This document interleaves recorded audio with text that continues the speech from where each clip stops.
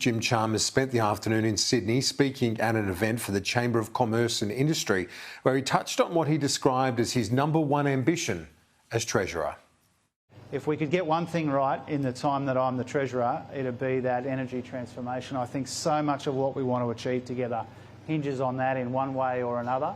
I do genuinely believe that the next decade will be a defining decade for us. It will determine whether we were good enough to grab these opportunities or whether or not they went begging. Let's bring in the Chief Executive of the Chamber of Commerce and Industry, Andrew McKellar, who was the moderator there at the lunch. Andrew McKellar, thanks for your time. What did you think of that top priority for the Treasurer, all about energy and ensuring that transition is a smooth one? Oh, good afternoon, Kieran. Great to be with you. Look, there's no doubt it is an important priority for business and for the broader economy. Obviously, business is supportive of the objective to get to net zero by 2050, and there has to be a pathway to get there. Now, energy is a huge part of the equation that business is currently battling with, along with households. We've seen rising energy prices, we've seen struggling supply. So I think really getting that transformation right, investing in the generation capacity and the transmission capacity, of course, that's going to be fundamentally important. How was the Treasurer, first of all, his budget and then his appearance received by your members? Oh, I think, look, very constructively. I think this is, one of the very positive things. There is strong engagement with the business community.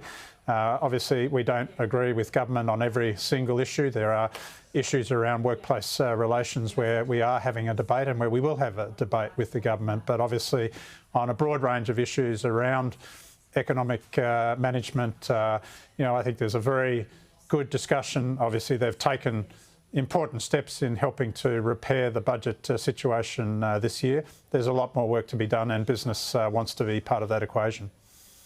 One of the elements that right now is front and centre is the issue of interest rates. Is there a view that the government did enough to try and deal with inflation as well as provide those cost of living efforts during the budget?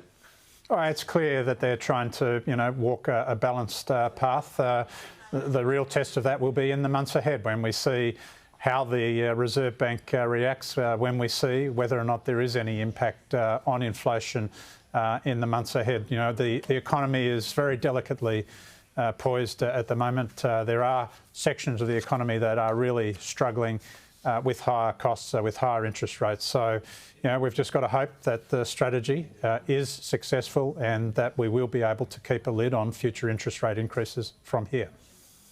One of the questions is on wage increases. Your fellow industry group, the Australian Industry Group, has put forward its submission of 3.8%, suggested increase in the minimum wage. The ACTU saying 7%. Where have you landed? Well, we've put forward a submission 3.5% for this year. Of course, it has to be acknowledged there's an extra 0.5% in the pipeline for the superannuation guarantee from 1 July. So all up, that's a 4% cost for employers. We think that's fair. We think it's reasonable. We think it's consistent with trying to get inflation back into that 2 to 3% target range that the Reserve Bank has set. And I note today that the Commonwealth Government has tabled its offer with its public servants, an increase of 4% for this year, followed by 3.5%, followed by 3%. So I think, honestly, if you look at where they're putting their money, I think it's actually quite consistent with the sort of position that business is advocating. What sort of impact would a 7% increase have on your members? It would be, quite a significant cost. Obviously, that's $12.6 billion in extra cost through the supply chain.